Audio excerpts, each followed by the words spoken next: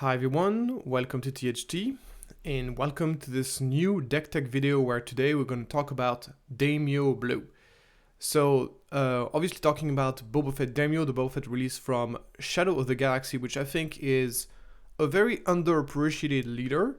And I believe that this deck, from the deck that are not really part of the meta, DAIMYO Blue in my opinion is one of the best deck that is currently not heavily represented in the meta. So the idea of this deck, the first time I saw this deck being played was when I was testing, even before the release of Shadow of the Galaxy.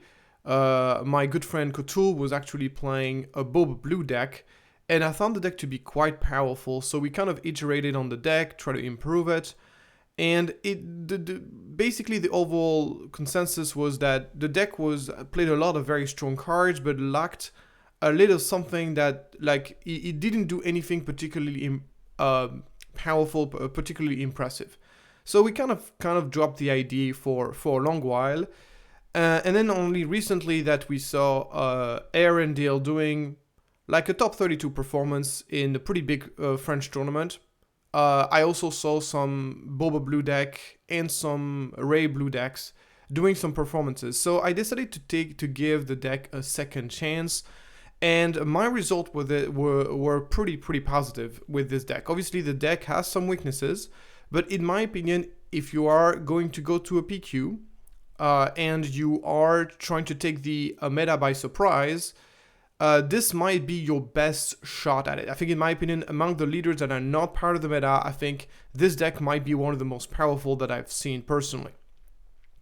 So what is the deck all about? So we're talking about a pretty late game focused mid-range deck, very similar in terms of like the game plan, in terms of what a Han Blue, like a young Han Blue would be, where you're really focusing on playing a lot of very strong cards, and you're and you have this mid-range deck that has a lot of powerful things to do in late game.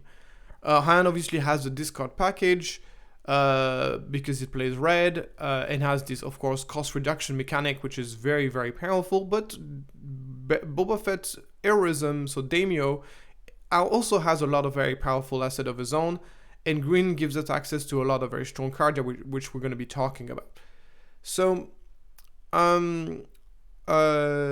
so obviously in this video I'm going to show you what is my own version of the deck, how do I play the deck, what are some tips and tricks you kind of need to know that can really improve your game plan, and then also how to sideboard with this deck, and also in which meta do I think this deck is going to be the most powerful and take the best. So we're going to talk about the strengths and the weaknesses of the deck. So first of all, let's get into the leader himself, DAIMYO, because it's a leader that maybe not all of you know exactly how it works.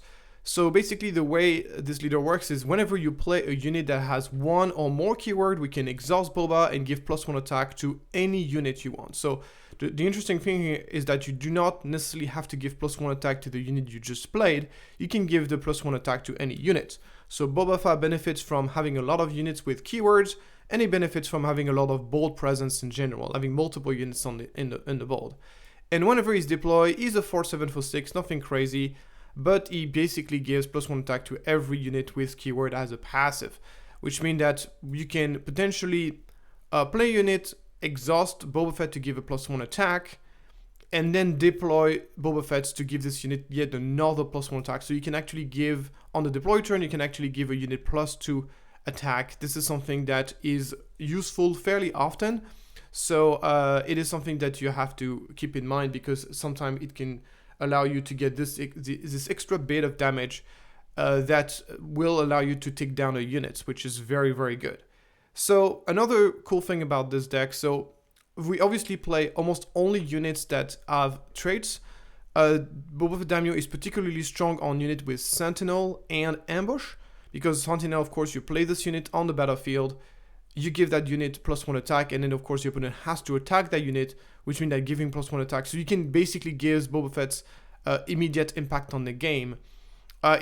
So we play a lot of Sentinels, we play Concord, Down Interceptors, Village Protector. I mean, we'll go over this later on. And we also play units with ambush, like modded cohort. We can get a 5 attack and basically becomes a syndicate lackeys for 1 less resources, which is super strong. So a lot of synergies. Obviously, every single unit has in our deck as keywords, and the cool thing is that most of the good cards in the game actually do have keywords, so we don't really need to do like particularly drastic deck building decisions in order to make this happen. This is something that we can do very easily. So it's an ability that we can use throughout the game very easily, and it's a very powerful ability in my opinion. We'll give a lot of examples exactly on which circumstances this ability can be powerful as we go through the card by card analysis. So the color combination, so a lot of people might be thinking, well, why don't you play Boba Yellow? Boba Yellow, Daimyo Yellow has been kind of like something that a lot of people have been gravitated towards, and so you can have the maximize the amount of ambush units. I don't like Daimyo Yellow for multiple reasons. The first reason is because the full ambush strategy doesn't work in my opinion. Ambush, obviously it's only good, first of all it's terrible against hard control. You need to have ambush units on space and ambush units on the ground. If you have the wrong ambush unit for the wrong situations, you're gonna end up being stuck. It's far more flexible to be playing removal like Takedown, Feather Dragons, or Rival's Fall. And not only that, it's also quite weak against shield, against sentinels and stuff like this. So ambush are great, but a full deck made of ambush, from my experience, doesn't work. The other advantage of playing yellow is that it gives you access to Boba Fett's armor, which you can play on Boba Fett for 2 resources, which I think is very powerful. We'll talk about a little bit about this later as we get on, but without further ado, let's get into the card by card analysis. So the first card is obviously the good old Battlefield Marine. Need no introduction. Still the best 2-drop in the game. Obviously doesn't have any trait, but that's okay because you play him and then you play other card and then you can give him +1 attack with units that have trait. So really not a big deal most of the time. So pretty powerful card obviously. Then we play Kuel. So in our deck is majority blue. I think blue-white gives you access to the strongest cards in the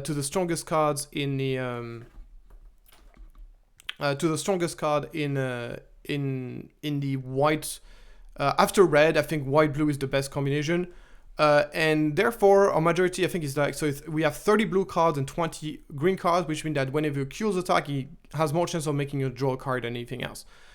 I think that Kuel is one of the strongest cards to drop in the set. Unfortunately, it has a big downside is that whenever you are looking up the cards, you have to discard the card.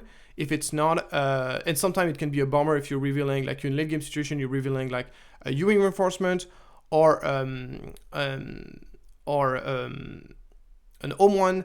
It can really be annoying when that happens. But overall, I felt like far more often, I found him to be worth the price.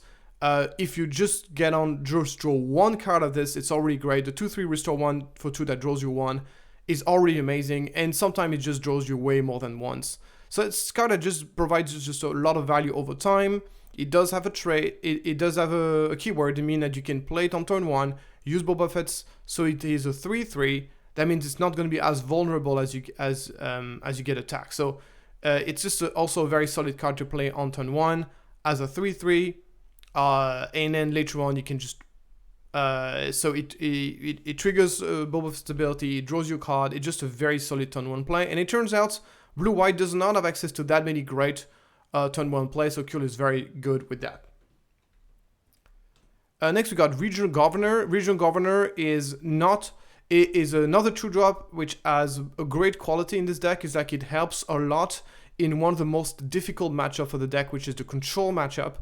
So Regional Governor comes into play named Super Laser Blast. We have a deck that is very, very board focused, where we have a lot of units on the battlefield. So obviously we want to have cards that can protect us against enemy sweepers like Super Laser Blast. Obviously it can be used in many other ways, but this is the primary focus of the card. It is going to be a card that we can get out of Ewing reinforcement. I don't know if you realize how powerful that can be to just pull out a Ewing reinforcement, get the Regional Governor's name, a Super Laser Blast. We have completely flooded the board with units, and now our opponent cannot even answer that. And now he's going to have to use a removal to kill the governor and then kill the other stuff, and that's obviously going to be a very, very annoying for him. So this card is very strong. We play 2 copies of it because it is a bit more situational, and you can get it out of your reinforcement, but this is just an excellent card against control, and it can obviously be used in early game to block a ramp card, stuff like this. So it's obviously a decent card in general, but this main focus obviously to be an anti-control 2-drop basically. Then we got Tech. As I said earlier, it's the same as the Regional Governor. In my opinion, this deck is worse against control, so Tech is one of the main weapons we have against control. It gives us, of course, it's a card that is effectively infinite value if you keep it alive. So it's very powerful. You can get a view reinforcement, you can smuggle early on, and then you can resource it early on, smuggle later on in the game to get some extra value. Just, of course, a very solid card, and it's been, in my opinion, the best anti-control card, the heroism deck. So we play 2 in the main deck and 1 in the sideboard. Then we got Village Protector. Village Protector has been the one of the best card in the set that nobody talks about. This card is just so good against in a lot of situations. If your opponent doesn't have ways to ping the shield, it's just incredibly annoying to deal with. And Village Protector is specifically strong in Daimyo because it's effectively a 3/2 Sentinels shielded, which means that the 3 attack you're going to be able to benefit twice from it. Your opponent attack with 3 with small. The way you deal with Village Protector is usually you want to attack with small units on it, like units that are either 3/3 or 2/3, so you can get rid of them. So you can get rid of the Village Protector and then attack with your big stuff. But now, whenever you do this, you actually lose your unit whenever you do that. So it makes this strategy a lot less effective. And Village Protector is just so much better in this deck than it is in other deck, and it's just a card that is just incredibly annoying to deal with against all sort of aggressive decks. So it's just a great card in this deck. It's really, in my opinion, one of the best card in the set that nobody talks about. So it's just a great card, especially specifically in this deck. Then we got Yoda. So Yoda might be a little bit of a controversial choice. We don't have any Force synergy in our deck. We cannot play him for discounted price. But from my research, I found out Yoda was very useful in two very important matchups. First of all, it's very strong in all the grindy matchup, all the Kira, all the hard controls, the young hands. And it's also quite good against aggro. And there's very few decks in the game that can be strong against those two kind of extreme. Because obviously the 2-for-1 value that you get from Yoda is pretty valuable. Also, one of the big weakness of Yoda is 2 attack. 2 attack makes that he cannot really kill anybody. But with his Daimyo, we can actually give him +1 attack, making it a 3/4 for 3. And suddenly then Yoda can actually kill a lot more stuff throughout the game, which really compensates one of his major weakness is his lack of attack, is compensated by Daimyo's ability. And obviously the Restore 2 is very useful against aggro. So I just found that the card was very well rounded for the deck, and it really helps in those kind of attrition matchup to have those units that basically draw a card, gives you ball presence, have keywords, everything that Daimyo likes to have. Resupply, of course, is for any mid-range or control green deck. This is an absolute must-have, still one of the best cards in the game, and it's going to give us, in this deck, interesting thing about Resupply is, in this specific deck, most decks want to play Resupply on turn 2 in order to play a 5-drop on turn 3. This deck actually doesn't have many 5-drops. Most of the good cards are 6-drops, 7-drops. So, and our leaders is also a 6-resource leader. So in our deck, Resupply is also very powerful being played on turn 3. There's actually not that big of a difference between a Resupply turn 2 and a Resupply turn 3. So there's a lot of situation where I would rather play a proactive, a 3-drop that actually allows you to stabilize the board like a Sentinel or a Yoda, and then play my Resupply on turn 3 instead of playing it on turn 2. So something to bear in mind with the Resupply in this specific deck is it's completely acceptable to play the Resupply on turn 3 instead of turn 2. Next we got the Takedown Interceptor, which is our Sentinels in space. We play 2 of them. As I said, just like every Sentinels, very good with Daimyo. And Takedown Interceptor, just a great defensive cards, and thanks to Daimyo, we can give him +1 attack. He can still put a little bit of pressure into space if your opponent doesn't deal with him. Another great card also to pull out of U-Wing Reinforcements to stabilize the space arena. Modded Cohort is basically Syndicate Lackey in this deck, is basically Syndicate Lackeys for 1 cheaper. Obviously it's Rage 2, it's not exactly 4 attack, but in the context of the Ambush unit, honestly it doesn't make that big of a difference. There's a lot of 3/5s in the game right now, so it comes into play. Get rid of the 3/5s and keep the Modded Cohorts on the battlefield as well, which is just incredible. And this for 4 resources is very, very powerful. There's just so many 3/5s. Great card to pull out the U-Reinforcement, and the best ambush card you could possibly play in a Daimyo deck, in my opinion. The Sand Rider is also very strong, but we don't have access to yellow. So then we got Bright Hope. So I decided to go, instead of going all in on Concordant Interceptor, I decided to go for a split, 2 Bright Hope, 2 Concordant Interceptor. Each of them have their advantages, their inconvenience. Bright Hope obviously more expensive, and only has 2 attack. But it does have 3 attack with Daimyo, which is a big deal. That means that the Bright Hope is far stronger in a Daimyo deck than it will be in any other deck, especially against Aggro, because Aggro is going to have those X-Wings, those A-Wings, those Red 3 that can attack the Bright Hope without dying back. But if you play Bright Hope in a Daimyo deck, then they will actually die whenever they attack the Bright Hope, which makes the Bright Hope tremendously far more annoying. The bounce ability is very good against control, notably to get rid of those forgot the name of those bounties if you're playing against Boss Blue, that kind of thing. So just a very solid card. And once again, the fact that it can get +1 attack from Daimyo means that it's also kind of a bigger threat as something that actually puts pressure on the opponent whenever it attacks, as opposed to just a regular one. So Bright Hope is just very strong in the deck. It's great to have the flexibility of grabbing a 3-drop Sentinel or 4-drop Sentinels depending on the situation from your reinforcement. Another advantage of playing blue is obviously giving you access to those flexible removal that can affect the space and the ground. Takedown is one of them. We play 2 copies of it, just a general very good card. Then we got 2 copies of Fail the Dragon, which is obviously for more expensive units, mostly for a card that comes into play, put a lot of pressure on you, and that needs to be answered for a relatively cheap cost, like typically those Wreckers, those Podamron, and obviously of any of the late game cards, Fail Dragons could be great for that. Then we got Traitors. So Traitors is a card that has a little bit disappeared from the meta, because there's a lot of people who play anti-upgrades in their sideboard. The thing is, this deck does not really play any upgrades.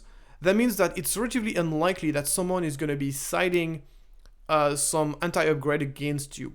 So my advice is play Traitors, because it's really going to take people by surprise. Another reason why I wanted to play Traitors is because we do not play any 5-drop, and I found that to be a really big weakness of the deck, because we play Resupply, so we like to have 5 drops. And 5-drop is Traitors was really the best 5-drop I could actually find. So I play 2 Traitors in the main deck. I will side out those Traitors. Typically, if I play the Traitors in game 1, my opponent knows I'm playing Traitors. Then suddenly after sideboard, I might want to side out the Traitors, because my opponent might side in some anti-upgrades, and then rendering their anti-upgrades completely useless, because we do not play any other upgrade whatsoever. However, against if I didn't play the Traitors in game 1, then my opponent is most likely not gonna side in any anti-upgrade. In which case, I can keep those Traitors in the deck, and this card is obviously excellent against Boba Fett. It's excellent against most decks actually. It's very, very strong. Moving on, we got ObiWan Kenobi. ObiWan Kenobi is, even though we don't play a lot of Force units, so we are unlikely to draw from his ability, it still remains a very solid Sentinel, and in my opinion, the best 6-drop Sentinels that we have access to. I've seen people playing the Mandalorian for that exact role. I don't like it as much. I think that giving 2 shield to a 2-drop is a lot worse than giving 2 experience to anything. The only major advantage of the Mandalorian is that he does have an extra attack, which means that he does not get bounced by Cunning, which is a pretty big deal. But in the context of a Daimyo deck, you can actually give +1 attack to your Obi-Wan. So if you're playing against any double yellow deck and you play Obi-Wan, give +1 attack to Obi-Wan using the Daimyo, and then suddenly Obi-Wan Kenobi cannot be bounced by Cunning anymore, which makes the card a lot stronger. So I think Obi-Wan is better than the Mandalorian by a lot in this specific deck, because you can compensate one of his biggest weakness, and the one defeatability is just so much better. Then we got 2 copies of Rival's Fall. In the current meta, there's not a lot of very giant leaders that you would want to kill, but there's still, of course, the possibility of Boba Fett with Boba Fett's armor. And if we didn't have Rival's Fall, we would have basically no answer to this whatsoever. So we're playing 2 copies of Rival's Fall as a flexible removal, and something that we want to have as an answer to Boba Fett's armor. Moving on, we got, of course, one of the best card in the deck, and in my opinion, the #1 reason to be playing a blue-white deck at the first place is to play Luke Skywalker. This card is just completely insane. The stats are amazing, very difficult to take down. The Restore 3 is insanely impactful if you get to attack. It has a very powerful when played ability. And we're playing a deck that has a lot of ball presence, which means that we are very likely to always have 1 unit on the ground. And as long as you have units on the ground that may possibly die, Luke Skywalker is always going to be a great card. We also can give him +1 attack using Daimyo's ability, and then suddenly as a 7/7, he can trade with the opponent Luke Skywalkers without dying. He can kill enemy leaders like Boba Fett, that kind of thing. This card is just incredible in this deck, and the fact that we can fetch it from U-Wing Reinforcement means that we're almost playing like kind of 6 copies of Luke Skywalker in our deck, which is pretty crazy if you think about it. Obviously, one of the main reasons to be playing DAIMYO Blue is to be able to play both U-Wing Reinforcement and Luke Skywalker. Such a strong combination. Obviously, U-Wing Reinforcement in a lot of situations is going to be used to search a collection of units. So I'm going to tell you what are the most common kind of pilot we're doing from U-Wing Reinforcement. Obviously, very often you're just going to search Luke because it's so strong. You can, of course, get a 4-drop and a 3-drops. I like the modded cohort. So the great thing about U-Wing Reinforcement is one of the very few cards in the game that can stabilize the ground arena and the space arena simultaneously. So by searching like Bright Hope plus Village Protector, you put basically a Sentinels on each side. Or you can do the other way around, getting a modded cohort to kill something and then stabilize the space arena with a Concordant Interceptor. You can also search for a double 2-drop plus a 3-drop, like Q, Battlefield Marine, Regional Governor, Block, Super Laser Blast, and then alongside the 3-drop of your choice. It's incredibly flexible, it's incredibly powerful. This is not like the best U-Wing Reinforcement deck in the world, but it is such a strong, it still remains an incredibly powerful card. And I think in my opinion, it still remains the best 7 card you can play in a deck. It's just that unfortunately we haven't seen a lot of U-Wing Reinforcements in set 2 because I think green-white decks are simply just not that strong. But U-Wing Reinforcement is in my opinion the #1 reason to be green-white, and it remains in my opinion the best 7-drop in the game, assuming you play enough units in your deck, obviously. So yeah, so moving on to interesting. Okay. So moving on, we got obviously the Omen, so more late game. As I said earlier, we have a very late game focused mid-range deck. We have a lot of tools to slow down the game, a lot of ambush, a lot of restore, a lot of removal. So we want to be able to take advantage of that late game. And obviously, what better ways to do this than to play the Omen? 2 units for the price of 1, a very powerful static ability, a very threatening body that can kill you very fast. Something that we do very often. So basically, typically with the Omen, we're going to be bringing back, we need a Sentinel, we're going to bring back Village Protector or Concordant Interceptor. We need some just straight up value. We're playing against control, we want value, we usually bring back a Yoda. And something that I like to do a lot with Omen is sometimes I like to just resource a lot, especially whenever you got a tech, you can really afford to resource a lot and not run out of gas. And I like to actually bring back Luke Skywalker. So Omen into Luke Skywalker is 12 resources. It's actually not that difficult, guys. So it's like, yeah, 7 plus 7, 14. Yeah, it's 15. It's it's a 13 resources. Never mind. 13 resources to get to Omen into Luke Skywalker. It's not that difficult to do, and it's very, very powerful. So yeah, obviously Omen into modded card, Omen into Bright Hope, also very, very powerful as well. And obviously Omen into Tech, also quite strong against control. It's just an amazing card against control, and not a bad card against aggro if you can get to that point, because we're talking about a card that gives restore to everybody. Then we got Redemption. So Redemption is kind of the anti-aggro late game card. In my opinion, is one of the best cards you can play against Boba Fett, because it block the space arena against a fire spray, and at the same killing the fire spray if the fire spray attack into it, and heals you for a bunch. And if your opponent decides to bounce it, you've already got like loads of value from it, because you've effectively healed 8.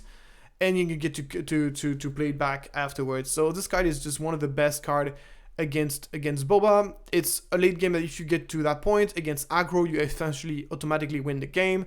And all for those reasons, Redemption is a great card. We play 2 copies of it in the main deck and 1 in the sideboard. So this is it for the card by card analysis. So now let's get into the different matchups, talk about the strengths and weaknesses of the deck, and what is my plan in each of the matchup, and how do I sideboard against it. So first of all, the aggro matchup. So I think overall the deck has a pretty decent matchup against aggro, because everything in our deck either has ambush, restore, or sentinels. So we got a lot of units with all those assets. So we really have a lot of great abilities to block the board. We have everything that aggro hates. We have a lot of ways to block the board with sentinels. We got a lot of removal, and we get ways to heal.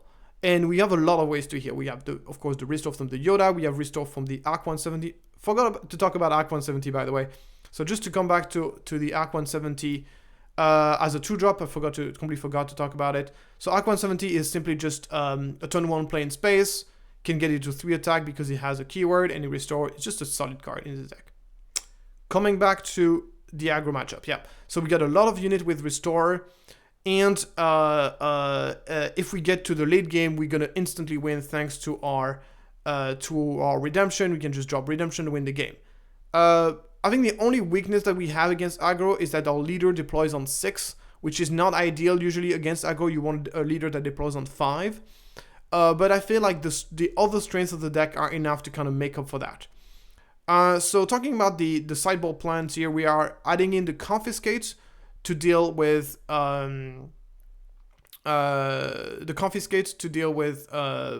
basically aggro nowadays play quite a few upgrades, but mostly to deal with the Darksaber as a just cheap way to the Darksaber. Rival's Fall technically deals with Darksaber, but it comes just way too late most of the time, so we prefer to play confiscate for that.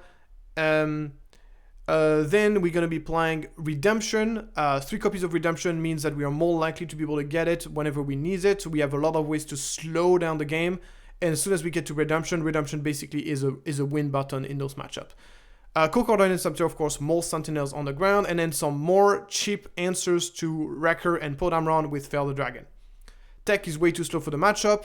Omen is just a worse version of Redemption. It has the same role as Redemption, but Redemption has an immediate impact that is far stronger. So we just take 1, and then the 2 Rival's Fall are just a little bit too slow for the matchup. We'll prefer to play Fail the Dragon and Confiscate.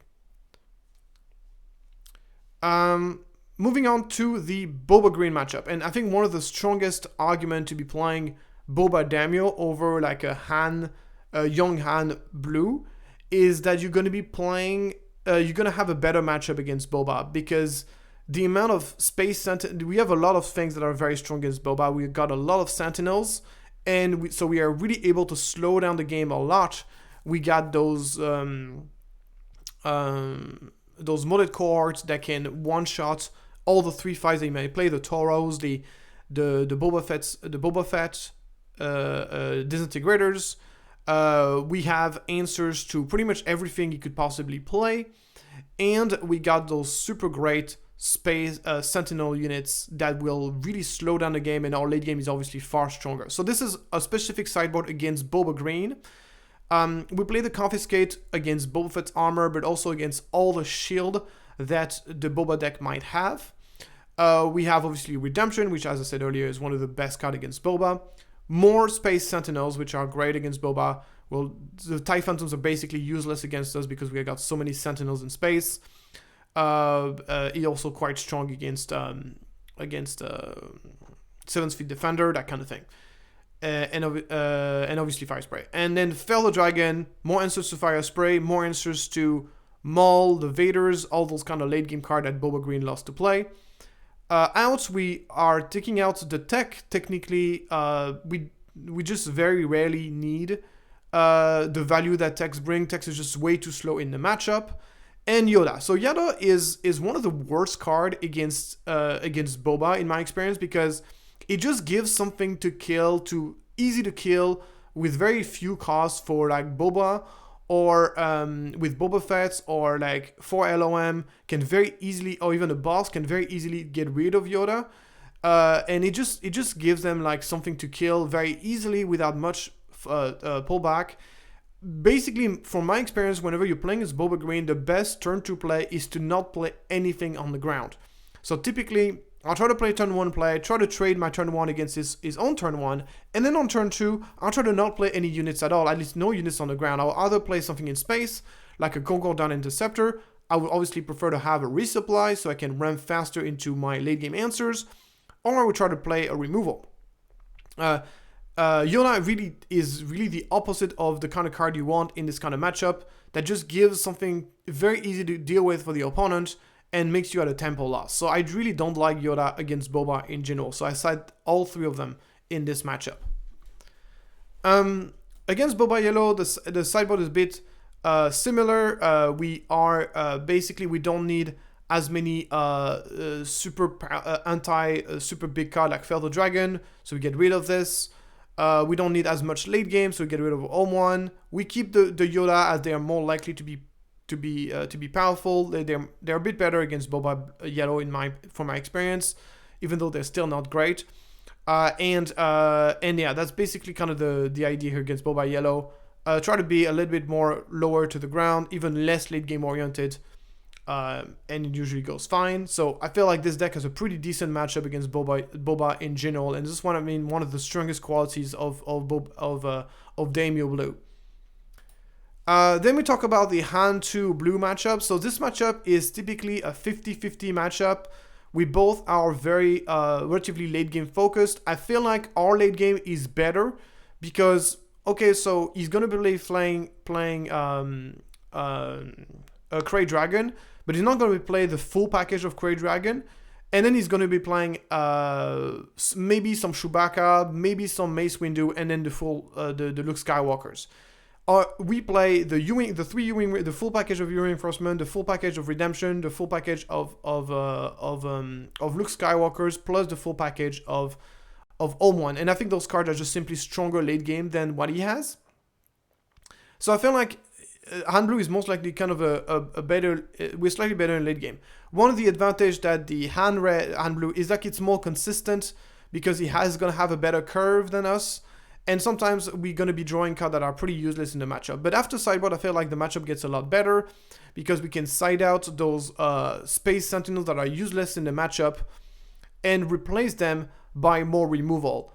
By Fel the Dragons, Choose Side is incredible in any kind of grindy late game matchup. We have a lot of ball presence with this deck. We play a lot of very small ground units, a lot of small units in general.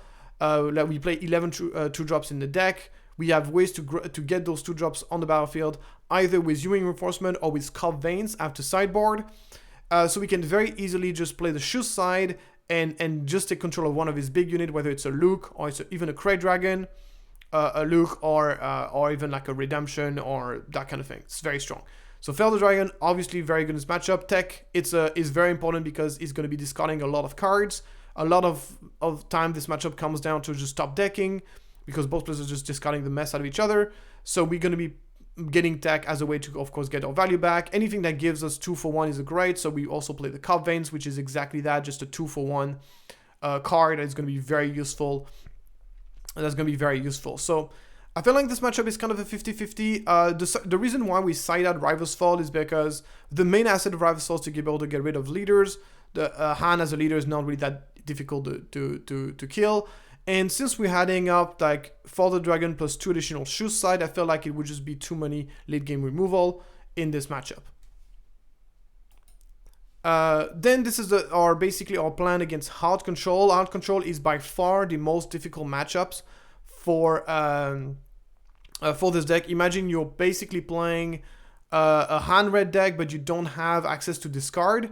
That just makes the matchup nearly impossible. Obviously, we do have stuff to make up for that. We have Ewing reinforcements and Home One, which are very strong against aggro, so we have a better ability to kind of put pressure, but it still remains a very difficult matchup. And this is basically what this is why I have a very in-depth sideboard plan. We got obviously Shoe Sides, Feather Dragons, more removal against the late game card, the Confiscate to get rid of all the Entrench, and also the most popular hard control decks, whether it's going to be Bosk Blue or Boba Blue. There's one of the characteristic of control decks is that they do run a lot of upgrades with those bounties and those Entrench. Confiscate allows us to get rid of those. And then obviously Tech and the Cop Veins for the value. Cop Veins is one of the best turn 2 play you can have against control. It's just 2 cards in one, puts a lot of pressure, and allows us to find more ways to find our regional governor, which are going to be key to prevent those super laser blasts. We take out, of course, the Concordown Interceptor. We keep the Bright Hope because Bright Hope, you can bounce your own unit, remove the Entrench, remove the bounties on them. That's great. It's also kind of a card that's very hard to get rid of, so it's kind of annoying it's kind of good to put pressure on the opponent. We get rid of those kind of mid-range removal like Traitors and Takedown, and the Village Protector, which is not doing much in this matchup. Then a bit of a tip here for Kira Green. So Kira Green, yeah, more removal, more value. Traitors not super useful against Kira. It depends on which version you're playing against. Most likely not a great card. And obviously the Sentinel units in space are not useful at all. And that's it. That's basically our sideboard plan against Daimyo, our kind of matchup. So overall, I think Daimyo Blue is very strong against aggro, very strong against Boba, about a 50-50 against Kira or against like Han Blue, and is gonna have a bad matchup against hard control most likely. So my opinion is that if you're bringing Daimyo Blue, obviously one of the other advantages of Daimyo Blue in general is obviously the element of surprise. If you're gonna be running a deck that people have never played against, they don't know exactly what you're playing, what kind of card you're playing, they don't have like 100 games reps against this kind of deck, that also gives you an advantage that have to be taken into account, that sometimes it is worth it to play a deck that is slightly weaker if it's going to have a better matchup, if it's going to have the element of surprise. So now let's take a look at basically what I wanted to show you guys is kind of like the cards that I've considered or I've seen on other versions of the deck that I decided to not run in the deck. So Maes Kanata is basically, this card is not great in this deck, but it is great with Ewing Reinforcement. We don't play any single 1-drop for the deck, which does, playing 1-drops typically makes Ewing Reinforcement slightly easier to play because you can get 2 3-drops plus a 1-drop or a 6-drop and a 1-drop. So Maes Kanata makes the Ewing Reinforcement better, but unfortunately in any other situation it's pretty bad, so I decided to not run it. Game of More and Guard, Game of More and Retainer. So first of all, I have to say that in order to make the cool stronger, I've decided to run less green cards and only run the green card that were the most important one. And I'm not a big fan of Game of More and Guard in this specific deck because it simply seems that most of our green cards have something. If you talk about the kind of green card you want to run, of course, Bright Hope, Echobase Defender, all those units have already Sentinels, and then double Sentinels doesn't synergize well with Game of War and Guard, Game of War and Retainer. It's good if you're playing Sundari Peacekeeper, but then other than that, it's just not amazing. So this I do against Game of War and Retainer for this specific list. Echobase Defender, I thought that it was a little bit redundant with Village Protector as another Sentinel unit, even though it does it slightly differently. I personally prefer Yoda, which is you can draw from Q and is more complementary with Village Protector. It's going to help notably in those kind of grindy matchup. Echobase Defender is pretty good against aggro, but it is bad against almost everything else. Like it's not against control, it's really not that great of a card. I would most rather have a Yoda that gives me a 2-for-1. Make an opening. The biggest reason why people run make an opening is to get rid of those 7th Defender and those TIE Phantoms. And those cards do not scare us at all because we have plenty of great space blockers, space sentinels. Southern Peacekeeper, it's a decent card in this deck, but I personally prefer Yoda. Peacekeeper is really because yes, you get less stats, but the ability to draw is incredibly important in those kind of more mid-range control matchup. And once again, it's a blue card that works with Q. So simply prefer Yoda. The Marauder is it's a strong card. It's unfortunately very poorly positioned in the meta. There's simply no basically, if you look at the space unit that sees play, the ours are very small. So Marauders are just way too much stats. Like you overpaying for a bunch of stats that you're not going to use. And if you think about the big space unit that gets to see play, then they're all bigger than the Marauder. So Marauders is simply just not well positioned in the meta, even though it is theoretically a strong card. Especially in this deck, it gets to become a 5/5. There's simply just no 4/5 in space right now. It's just a very poorly positioned card. It's not a bad card. It's just poorly positioned in the meta. General Recon. Haven't been a big fan of this. I personally much prefer to have a unit that has Sentinel permanently. I don't like card that gives temporary Sentinels because, in my opinion, one of the big advantage of a Sentinel is that you play the Sentinel, and even if you don't have the initiative, you have something that will protect you. While here, General Recon, you play it, and then you put and take the initiative, and then it gets to attack you anyway. So it's just a little bit more very difficult to use, and I don't find the added stat to be particularly useful, especially when I can give a +1 attack to my ObiWan, so it doesn't get bounced by Cunning anyway. Rogue Sworn Skirmisher is a decent, well-rounded card, but it's not amazing against everything. Like right now, I feel like the 5/6 stat line is not so important, so you can give it +1 to become 5/6, which is nice. I felt like the card is just slightly overpriced. Unlike a hand deck, like an old hand deck that can very consistently bring back a 2-drop from the discard back to your hand, Rogue Squadron Skirmisher in this specific deck is not going to be as consistent at bringing you a card back into your hand, which does make the card a lot less attractive and a bit overpriced, even though it's not bad. Arcane Assault Cruiser, I've seen people running it. That allows you to basically kill the enemy relentless or like the big units. I don't find this particularly useful. If you really want to get rid of those big units, simply just play a big removal or just block them with some, like if it's a relentless, you just, like we can totally play the game without playing any event. The majority of our deck is made of units. So we can simply just block it with like a Sentinel units and just kill the opponent. Yeah, so I didn't feel the need for Architects at all in terms of I didn't feel the need for Architects at all in this deck, and it doesn't even work on it. You can't even fetch it out of your Reinforcement, which for me it's a big deal. Reinforcement Walker is a fine card, but I feel like we just have better things to do on 8. One of the major advantages of Reinforcement Walker is the ability to give you immediate heal, but obviously we have this better with Redemption. Sorry. Last card is Beaufort's Armor, which is a card that a lot of people that you might want to consider to play as a out of aspect. Basically, of course, having to play Beaufort's Armor for 4 is a pretty big deal. My main argument against Beaufort's Armor is that it doesn't really help us in the matchup that are difficult for the deck. So Beaufort's Armor it doesn't help against control matchups, which are most difficult matchups, and Beaufort's Armor for 4 obviously not as good as for 2. So overall, I thought that if this card was helpful in our most difficult matchup, I would 100% run it. But since that's not the case, then I decided to basically skip it, even though it is something you might want to consider. depending on what meta you are in. So this is basically it for the deck, guys.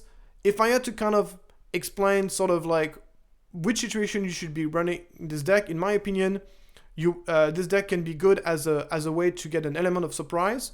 I don't necessarily think this deck is the strongest deck in the meta, but sometimes playing a deck that is maybe a little bit weaker, but can take the opponent by surprise, can be more beneficial than running a deck that is super known, that everybody has 100 reps against. So something I was saying earlier is that playing a deck where the opponent does not know exactly what you're playing is very, very valuable in this game, and can really, really help you a lot win games and maybe you shouldn't be able to win. And that's something you want to consider whenever you're running a deck like this that is a bit just outside of the box. I think this deck is, if you are in a meta that is very aggro focused, there's a lot of Boba, a lot of Boba, and a lot of Aggro. I think this deck is incredible. Even though I think it has a bad matchup against hard control, it still has ways to win against hard control. We're talking about a deck that has Tech, Regional Governor, U-Wing Reinforcements, Omen. All those cards are very strong against control. So that's something to bear in mind. It doesn't auto lose to control by any means, and it's going to be very strong against Aggro and against Boba in general. So this is it for this deck. Let me know if you have any experience with a deck like this. You can build something very similar using Rey instead of Boba Daimyo. I personally prefer Daimyo, that's why I show this deck, but you can definitely run something fairly similar with Rey and have very similar results. Thank you so much for following that video. If you like that video, please like and subscribe, and I'll see you next time.